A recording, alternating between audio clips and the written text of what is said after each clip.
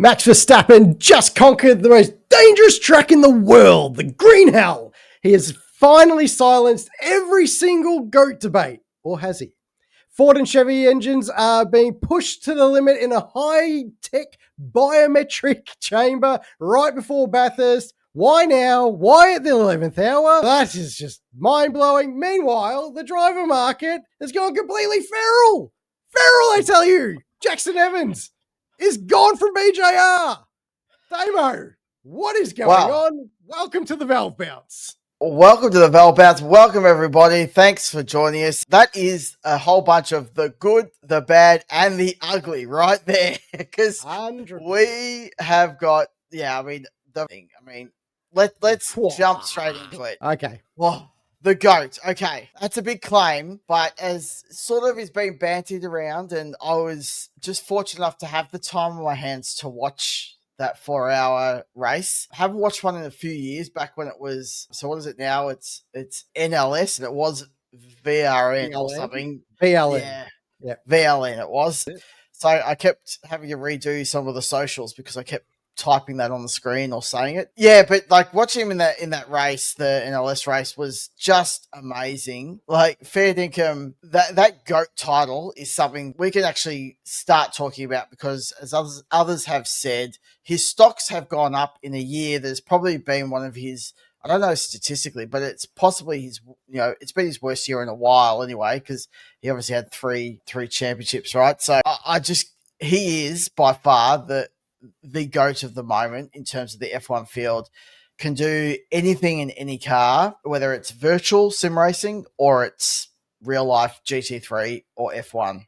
Amazing. Absolutely. Now, he has impressed me this year more than any other year. And I think, I'm not entirely sure why this is, but he just seems more relaxed. He's doing things outside of just F1. He's happy to chat to people. He's running around in all sorts of different spec cars and just absolutely annihilating anyone and everything while doing so. And that's what creates the GOAT, right? Like, people, you can have the argument of like Schumacher and Hamilton and Senna and all these things. But what a great or a GOAT is essentially being able to jump in any singular piece of machinery and go incredibly quick.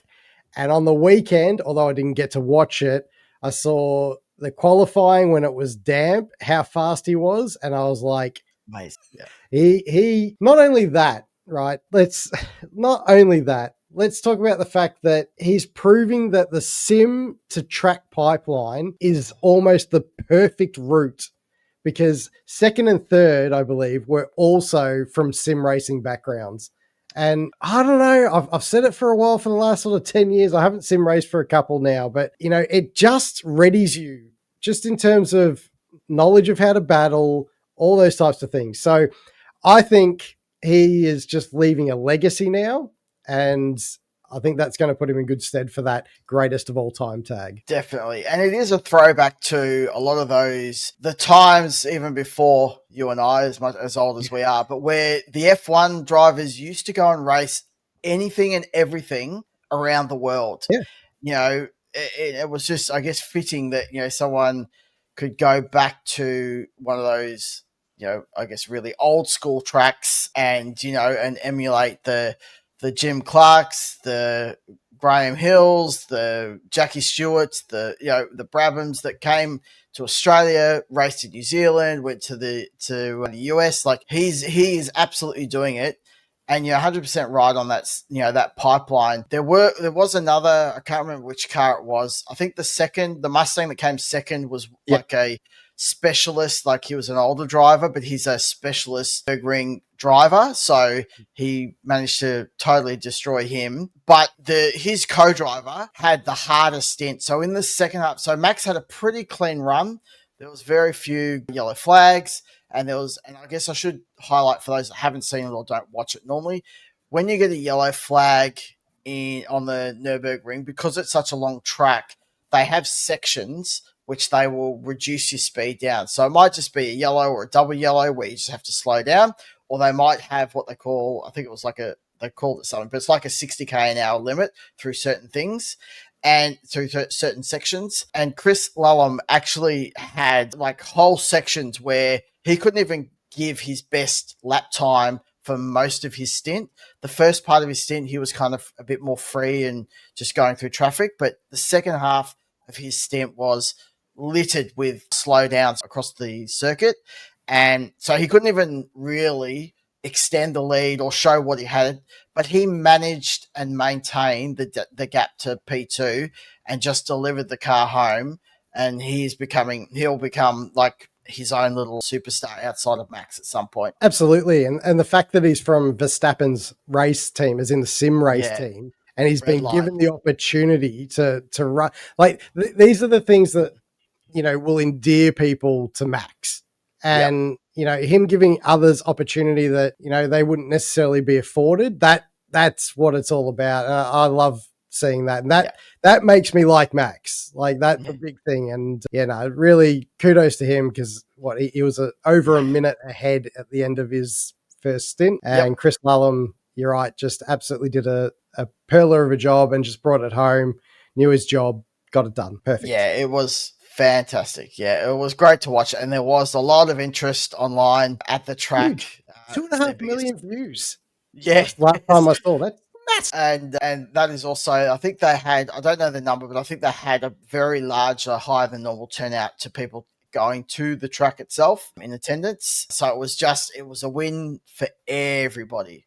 Max got to drive something. He brought the crowds with him, and imagine what's going to happen when he takes the next one of doing perhaps the 24-hour, which it seems like calendars will align. He'll be able to do the 24-hour at Nurburgring, and that will be huge, because he'll be up against all the, you know, there'll be more of the traditional drivers who are racing elsewhere that last weekend. But yeah, it's going to be massive. So I'll be looking forward to tuning into that one. I think this is a good understanding before we switch it up. Yeah. It gives us a good look at what Max is going to do post his F1 racing career.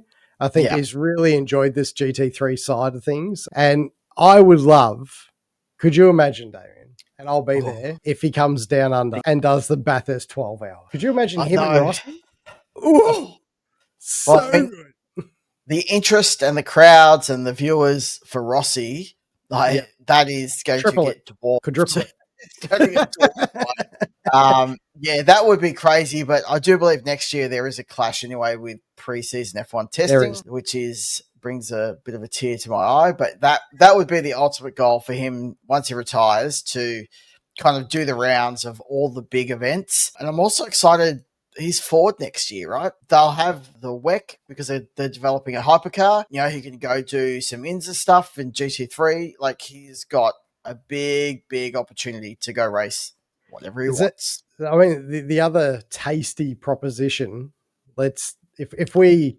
Oh, here we go. Yeah. If we, like, you know, crystal ball this and hopefully all works out, if we can somehow get Shane and McLaughlin out of that horrible dark side of the world in terms of General Motors, and into the Fords again, and get them back at the mountain together. Imagine that. That's got to happen, right? Like, that'd be 12-hour. That'd be epic. That'll sell out. That'll out. Oh yeah. That's like the dream team. That's like Harlem Globetrotters type shit right there. All right. Yes. All right. Now we're talking about Bathurst. Let's make a switch, mate. We're doing it. It is getting closer, mate. We're getting closer, and we are so close, in fact, that why wouldn't we just do some final testing of some sort of engine parity on the death knock of the event? The Bathurst build-up has gone nuclear, Damo. It's gone nuclear. We've sent the engines in to get dyno tested. They're doing some biometric chamber crap and all sorts of things to make that both engines are equal. And they're probably going to have to do it again once the Supra comes in. They will, yes. Why are we doing this now, Damien? Why are we so close to the Bathurst 1000 and just now we're going to go and do this? I have no idea, because if they can organize it this quickly, just think how many weeks throughout this year they could have had this done. For all the talk that's been happening, saying that the pressures at Bathurst because of the elevation could be one of the reasons it's causing all the grief. And yet we've just gone, No, hold. Okay, 2 weeks to go. Let's go testing. Let's not do it at all in between all our downtime between rounds. Let's wait until we're 2 weeks out and shit in the bed. Look, it is very typical the way things are going at the moment, where it is the right outcome. So there is kudos to be given. They decide to do it. Fucking hell. The very good thing is that they've actually updated the dyno facility in Brisbane. So that's where it's being taken place. Yes. So at least it's here, right? Unlike somewhat local, right? Yeah, correct. Like, unlike when we go across to America for all the wind tunnel stuff. So yeah, at least something is here. I'm sure it cost them a pretty penny to set it all up, but I think it's the right call, especially with the Supra coming on board. Yeah. Have a baseline. We can compare those two, and then we can tie into with the Supra engine once that's up and running properly. So it is, as I said, the right thing to do. And look, I guess what I'm waiting for is what is going to be the outcome. Because what if they actually find 5% difference? You know, they've been talking like 1%. This is the number that's been bandied around. What if there's something like 5% difference at the elevation change? What are they going to do if the engine is significantly different, Steve? I would hope that they're not going in there just to test things, like in terms of find out the differences. I would hope that they're going in there with a game plan of what can change to help, and that they can test while they're there so that it can get ticked off by everybody and we can all live happily ever after. All right. Well, I might take that bet. I'll give you $5 that they will make changes to the engine at the start of the Bathurst weekend. They'll run some quick testing in the opening practice session. That's my bet. That's how ugly I think it could be. Nah, I hope. I don't know. I think it's going to be really difficult, right? Like, science is a wonderful thing, but once it's in the real world, it's a different thing. And same with the aero. So many people online, man. The amount of people that I've replied to of late about the aero changes from the bend, and everyone's like, oh, they've got more downforce. No, it's a shift on where that downforce is, and it's making the car slipperier. That's all it is. It's not actually more downforce. It's nothing to do with that. It's all about just getting the right balance for the car. And again, you can't make those changes in a confined space and then not test it in the real world. You have to test it in the real world. F1 constantly collaborate between their wind tunnel on the track, back to the wind tunnel. That's why they continue to develop. Same thing here. So I think they're doing the right thing. I think we're about right, but I'm guessing there'll be changes and then they'll get rid of the shift cut. Okay. You think that's how they're going to solve the problem if there is one? I think so. I think they'll make the changes necessary, and then that shift cut will go back to being whatever the Chevs was, and then we'll see what unfolds. But here's hoping, because we were losing 4/10 up and down the mountain last year.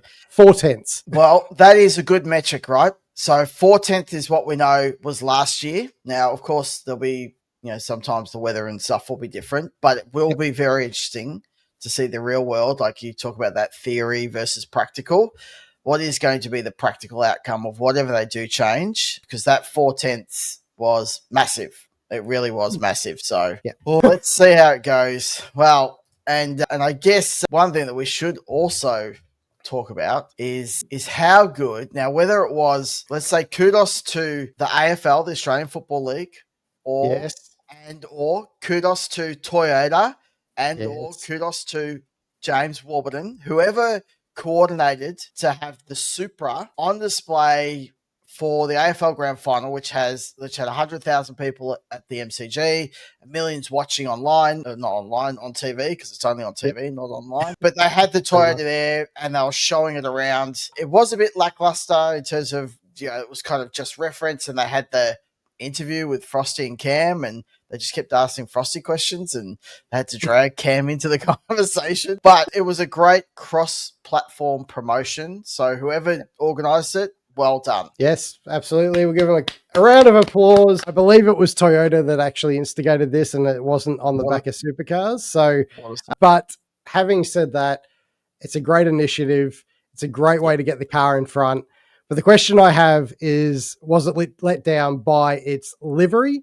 Because an all black car sitting in the middle of the MCG. You can't see shit. Yeah, it's not the greatest thing to look at in terms of the colours. I would have thought that perhaps like a white or something might have been a good idea because it would have popped a little bit, right? And then it would have been, the supercar launch had the black livery, and then you could mix it up by having like the white. Just something like, yeah. I look forward to seeing that car actually in a race livery, ready to go, because I think that'll be the time where we get a real understanding of whether we think it looks good or not. You can't say that the Toyota fans aren't frothing at the mouth, Damo. Right. I'm not a Toyota fan, really, but I do love the Supra.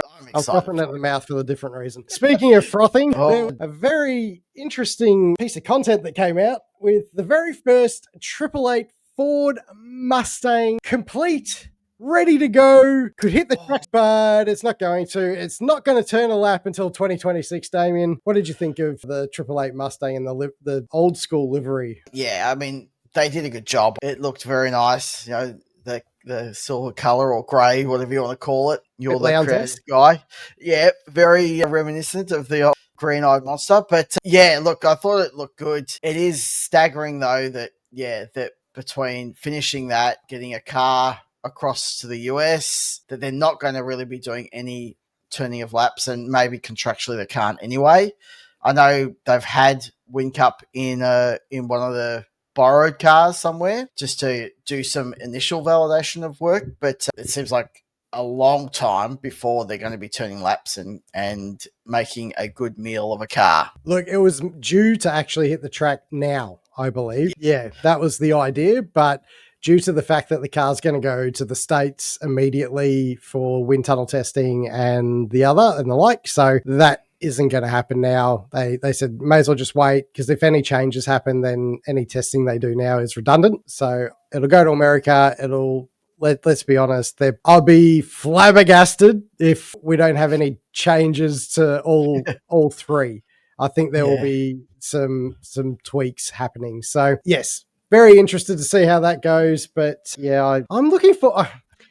I wrote on Facebook, right? I don't know how to feel about this, because I genuinely don't. Like, I basically forget they're coming to Ford, and then all of a sudden you get this poof, and it's like, oh shit, that's right. And it's like, it's kind of exciting, but then it's kind of like, I hate them. I don't like them. Yeah, it is. It is very hard to kind of comprehend, and it is, I think, from a Ford point of view, it is exciting to have a team of that caliber, and I guess from my point of view, it will be interesting to see the difference between them and DJR. But it's not going to be like for like, because obviously we've got the Supra coming in. There'll be changes made. We're having engine changes. So it's not going to be, quite like for like. But yeah, interesting that they're part of it. And, I think I'll be happy that the Ford's won, but won't be celebrating, if that makes sense, if it's them. Look, I'll probably be okay if it's Will, but I don't know if I'll probably struggle with Feeney, to be honest. He's your best friend. That's strong, Damo. That's very strong. Well, let's talk about people who aren't friends, just like you and Feeney. Because, man, that, as you said, that silly season has gone feral. What is going on? Well, it's technically PJ. It's not really PJR. It's SCT, so it's slightly different management. But getting rid of Jaxon Evans. What's going on? Mate, BJR, step it up, mate. Just get rid of Macaulay. Like, we just, nobody cares. We know he's your son. He's just a filler. We don't care. Get rid of him. Get somebody in who's decent. And, even Heimgartner's dropped off the ball. They've gotten rid of arguably their two best drivers of the year, right? Like, Jaxon has had a lot of unlucky moments, but has shown great pace and a great step. And then Bryce Forward has had a stellar, really, overall for a BJR car. And God, I like it. It's funny, though, that although we would say the results have been better, they have still been a bit peaky, which means Andre is officially ahead of Bryce in the championship. Yes. But if you think about Jaxon Evans as a rookie in a car that's, never, ever been anywhere bar the back of the grid, he's actually had some amazing results this year. And this is what we've talked about with some other drivers, is that the opportunity gets ruined and the impacts on the driver, you know, they can be career changing, and it's. I don't think it's very good. I think it's really disappointing that Macaulay. Look, you know, it's always hard because I want to be as fair as possible, but Yes. he's just never performed, and How I many just don't years? see how he can stay in that seat. How many years? How many years do you get before you call time? Right? Like I'm sure Macaulay is a great guy. I don't actually have any issue with the guy. I think he's probably a tremendous bloke. Things like that. Personal. And he can definitely drive. I'm not saying he can't drive at all, but when you're looking at it, especially from our outside perspective, it's just not a good. Like I don't know. How can any sponsor go, oh yeah, I'll stick with that? Like, yeah, it's hard, man. That's hard. I think that, now that they're going to Toyota, right, you got to make some hard choices. And I think they've made the wrong hard choice. Yeah, because I think they could have given the opportunity to get a couple of good another good driver in to replace Macaulay and let Jaxon kind of keep developing through that campaign of Toyota. I guess the question is, so we know Cam Hill is obviously going to replace Forward. Yep. Who's going to take that other seat, do you reckon? That's $1 million question, Damien. And look, if I was a betting man, yeah, there's a family that has let's say a toe-in with Macaulay. with Toyota. No. Oh, with Toyota. Yeah. So he's Are you running baiting me?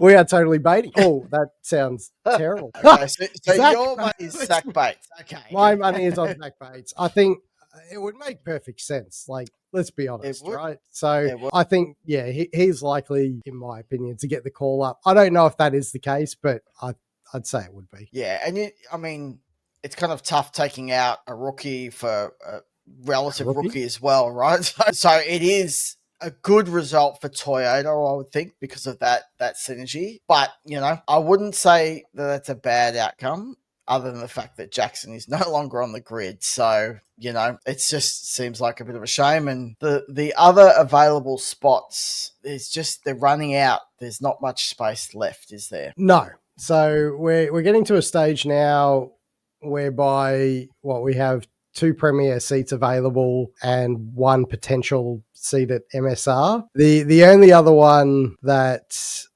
I would see potentially happening, but is also like a long shot, is a switch out from Wilbur to Toddy. I think if DJR were smart and ruthless right now, they would turn around to Wilbur and say, we love you, mate. Thanks for everything you've done for us, but we're going to give Todd a run because he likes the car the same way Brody does, and we want to get both cars up the front of the field. And he's seemingly struggling with the development path of that car at the moment. Yeah, especially as we talked about last week, he's going back to the non-Erebus chassis, his old chassis, which is still a brand new car.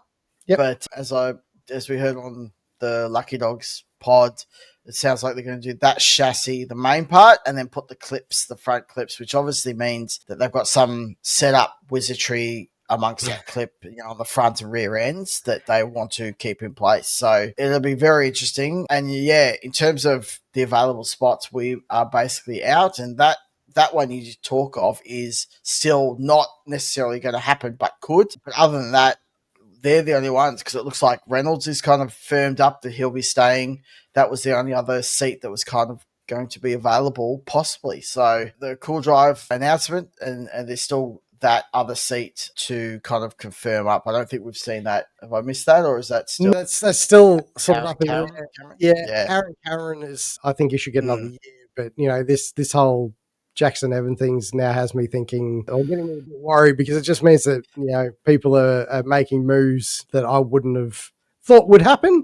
So this could just have a snowball effect, especially if they think, for instance, if they think Jackson's a better proposition or something like that, they might be able to slot him in. Then you never know what could possibly unfold. So we watch this space. I actually wanted to do a quick shout out, Damo, in the latest Lucky Dog podcast. And yes, we have referenced them before. Go and have a look if you haven't already. It's with Brody Kostecki and Will Brown. Todd Hazelwood actually was on the show last episode, talking about his journey, and just it was a real raw take on Yeah. behind the scenes story of a driver who really clawed his way through to the series and the ranks. And it is such a good listen.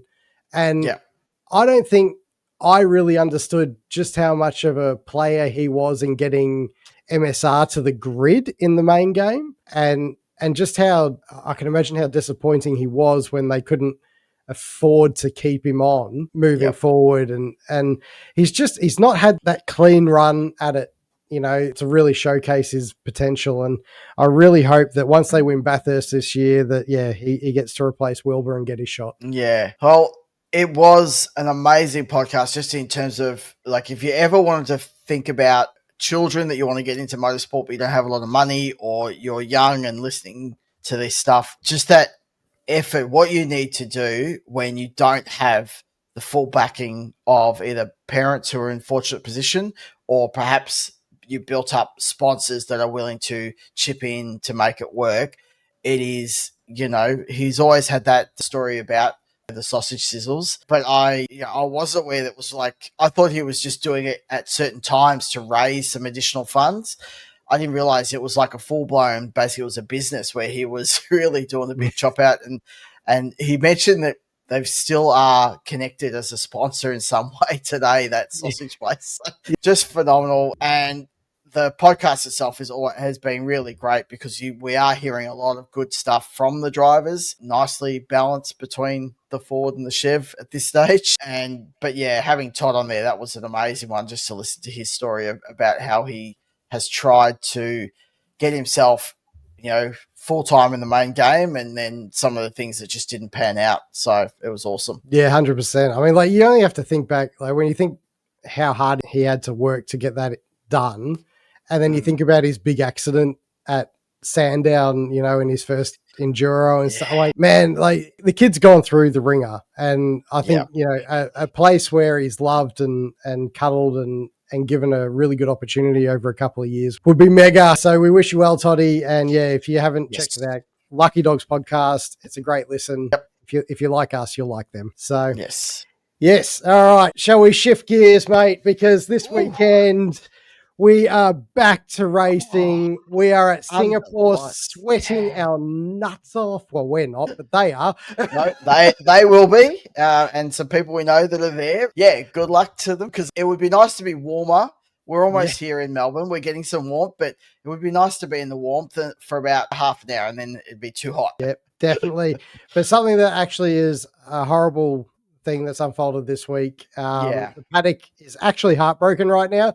Hamilton's dog, Roscoe, he passed away a couple of days ago. There was a great TikTok from Lewis spending his final moments with him. Yeah. Really heartfelt condolences to Lewis and anyone who happened to meet Roscoe along the way. He was definitely the mascot, the unofficial mascot of Formula One, if you will. And from all accounts was a great dog. And he'll be sadly missed around the areas. As an animal lover myself, Damien, when I lost my last cat, I was bawling. So I can absolutely understand how he will be feeling right now. So good luck this weekend, mate, because that'll be hard. Good luck. And it's transcending the Formula One grid when my daughter comes to tell me she's seen it on social media, and she's like, Roscoe's dead. Whoa. It's massive condolences, and it's never easy losing a family member that is a fur pet. That is it. All right. So this is the weekend that we find out whether Verstappen is actually in the hunt to piss everyone off, or do we? or it's track specific upgrades that have allowed him to have the last couple of wins. What do we reckon? Do we think the McLarens go back and are in charge again, or do we think that Verstappen comes in? Well, I mean, based off last year, you'd have to say it's not a favourite track for Verstappen, right? True. Or I should say, I say Verstappen because we aren't really considering Yuki, but for Red Bull, let's change that, right? So it's a little tough. I guess if we can see improvement where they're still up and able to kind of challenge for that podium position, I think that's a massive win, and we'll see that Red Bull's actually taken steps. But I don't expect that fumbling of being, back in the pack for McLaren at this round. Yeah, look, I'd probably tend to agree. I think we'll probably see McLaren back to the front. This circuit should suit that car a little better. The last two haven't been the strongest. It's known for its mid-corner, like middle speed corner strength, and obviously hot. It works really well in the heat. So yes. I think we're going to see McLaren back in contention properly, but it will be interesting. We've got a recovering Piastri and an ego-bopped Norris going in. The couple of drivers to really step back up and really try and claim this title hold that we need to see, because one needs to step up. Like, no offense to Oscar, I know he won in Zandvoort, but the last couple haven't been great, and Lando wasn't good in the last one either. So would someone please stand up, Damo? I know. Well, if we think about like last year, it was Lando that took it out last year. Max got second, Oscar third. So the progression of Oscar will be right in the back of Lando's mind, I'm sure. But it will, again, like, we've just got to see how it unfolds. Oscar needs to get himself back into the winner's position just to really lock out that threat from Max, for one, for his point of view, but also just show Lando who's boss. Do we think Charles or Lewis, George can get in the mix, or do you think it's a flat out battle between Verstappen and the two McLarens? Yeah, I think it's going to be interesting because of the changes to those cars to see how they go year on year. You would expect, like even last year, despite it being a hot race, that George still got fourth, and it was a bit surprising, but I think if I could lay bets, I would probably suggest that Ferrari going to struggle. I just don't feel confident in them. I really hope I'm wrong, because I really want them to be better. But they still just don't seem to be able to get everything in order just to have a decent weekend for once. So yeah. Yeah, I tend to agree with all of that. So we'll see how it plays out, but it's going to be a good weekend. We love going racing. And before we toss off of the Formula One, that's not a great talk. There is Ferrari chaos, Damo. There is a big rumor floating around that Charles Leclerc has said to them that if you don't get your shit in order next year, I'm out in 27. And it's opened this whole can of worms of, one, where would Charles go?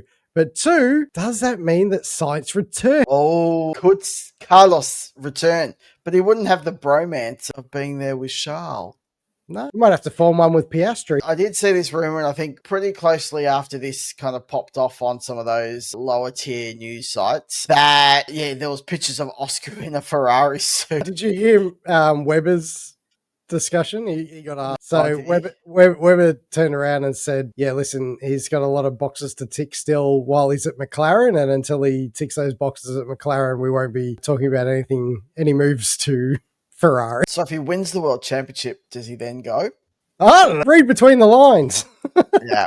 It's probably a no. Anyway. Yeah. But isn't it great? We're heading to that time of year with all those silly season talks, and we've got a lot of crap on social media now, a lot of AI crap that floats around, and it drives me absolutely insane. So that's why you should listen to our podcast, because, clearly we are real people and we discuss real things, not always perfectly, but yes. That's how you know it's not AI, because sometimes we can't even get fucking sentences out, right? Exactly. That's what the fun is, right? That's where the fun is. All right. Well, I think that probably wraps us up for today, mate. But before we leave you lovely people, we have one closing question for you. Okay. Let's throw it back to you. Verstappen's Nurburgring masterclass, is that the GOAT moment? We want to know, is he still missing something before we put him at that GOAT sort of stage? But, drop your take. Is he better than Schumacher and Hamilton? Is he not? Why? Let us know. We'll be reading every single comment. So please like and subscribe, comment below. And we will talk to you next week, because Damien, Bathurst is coming. Oh, I am starting to get a little excited. Yes. But let's see how the engine stuff goes. Yeah, that's true. Let's not get ahead of ourselves. Thanks, everybody. Thanks, everyone. We'll speak to you in the next one. See you in the next one. Bye.